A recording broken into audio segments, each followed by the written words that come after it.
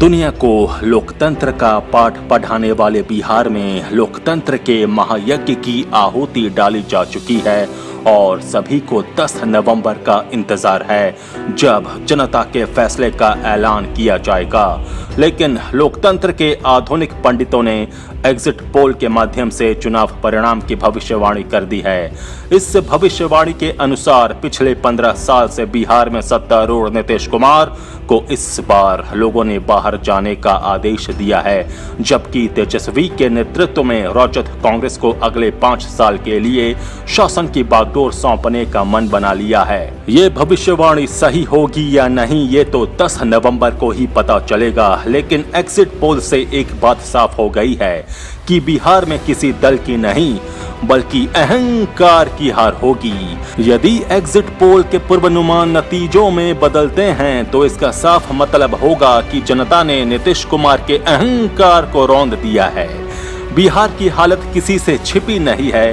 बेरोजगारी, गरीबी और भ्रष्टाचार के साथ मूलभूत सुविधाओं की कमी ने राज्य के लोगों को बेहाल कर दिया है। लॉकडाउन के दौरान जब बिहार के 1 करोड़ से अधिक लोग घर आने के लिए तड़प रहे थे, मुख्यमंत्री नीतीश कुमार और उप मुख्यमंत्री सुशील मोदी उन्हें राज्य में घुसने से रोक रहे थे। इस एग्जिट पोल का यही संदेश बिहार के इस बार के चुनाव को बाकी चुनावों से अलग करता है। बिहार के एग्जिट पोल के नतीजों का विश्लेषण करती आजाद सिपाही पॉलिटिकल ब्यूरो की विशेष रिपोर्ट। नमस्कार, आजाद सिपाही विशेष में आपका स्वागत है। मैं हूं राकेश सिंह। अमेरिका के 16वें राष्ट्रपति अब्राहम लिंकन ने जब कहा था कि प्रजातंत्र जनता का, जनता द्वारा, जनता के लिए शासन है, तो उनका आशय ये था कि दुनिया की इस सर्वश्रेष्ठ शासन प्रणाली की मालिक जनता होती है। उनका ये कथन आज भी सच है, लेकिन ये कड़वी हकीकत है कि दुनिया के सबसे बड़े लोकतंत्र भारत में इस कथन को अक्सर गलत साबित करने की कोशिश की जाती रही है। आज लिंकन का ये मशहूर कथन एक बार फिर मौजूद हो गया है, क्योंकि दुनिया को लोकतंत्र का पाठ पढ़ाने वाले बिहार में चुनाव का माहौल है।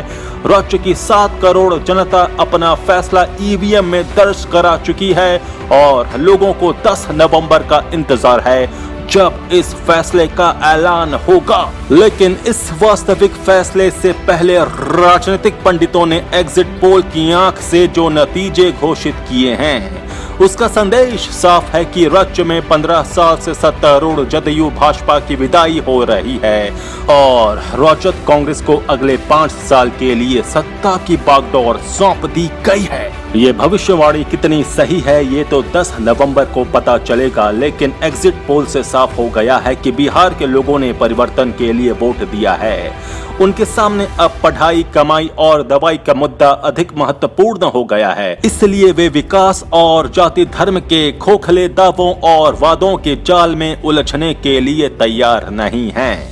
यदि एग्जिट पोल के नतीजे सही होते हैं तो ये किसी पार्टी या गठबंधन की नहीं बल्कि अहंकार की हार होगी।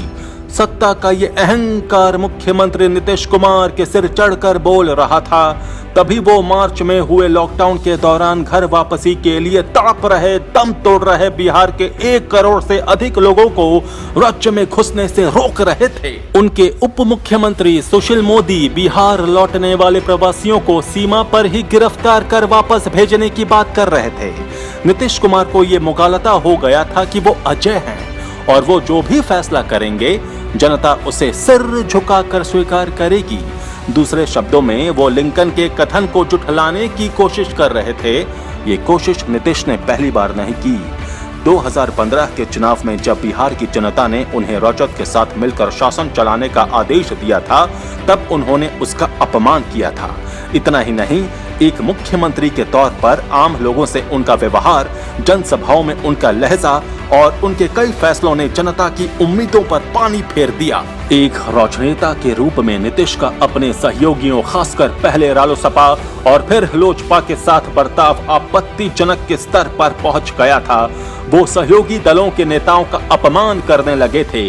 राजनीति में अपना जीवन खपा देने वाले नेताओं को अपमानित करने और चारण भक्ति करने वालों को सिर सिर पर बिठा लेने की नीतीश ने आदत से बना ली थी। नौकरशाहों और चापलूसों की टोली से नीतीश कुमार घिर गए थे। नीतीश भाजपा के साथ अपने रिश्ते की जड़ में भी मट्ठा डालने की कोशिश कर रहे थे, जिसका खामियाजा उन्हें तो भुगतना ही पड़ रहा है। भाजपा की नाव भी डगमगाने लगी है। इस तरह बिहार के एग्जिट पोल देश के दूसरे राज्यों में एक स्पष्ट संदेश दे रहे हैं कि लिंकन के कथन को झुठलाने की कोशिश कतई नहीं करनी चाहिए।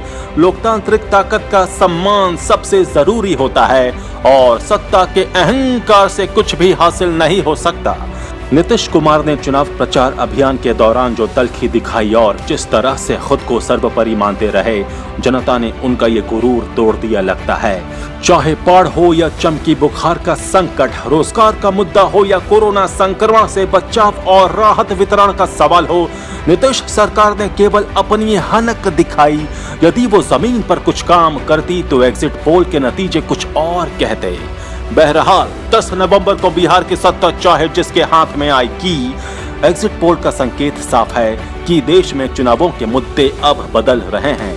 जनता बदलाव को सहज रूप में स्वीकार कर चुकी है और अब भावनाएं ईवीएम पर बटन दबाते समय सबसे ऊपर नहीं होती।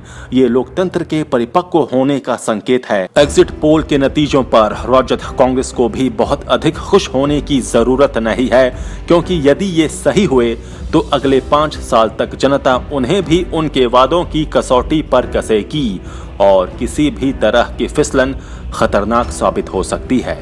बिहार के एग्जिट पोल का संदेश यही है और फिलहाल सभी पक्षों को संयम के साथ वास्तविक नतीजों का इंतजार करना ही श्रेयस्कर होगा। आजाद सिपाही के विशेष में अभी इतना ही। खबरों की और भी अधिक जानकारी के लिए आप पढ़ते रहिए अपना लोकप्रिय दैनिक अखबार आजाद सिपाही। आप हमारे इस YouTube चैनल को जरूर सब्सक्राइब करें। आप हमारे Facebook पेज को भी जरूर लाइक करें। जुड़े रहिए आजाद सिपाही के साथ। धन्यवाद।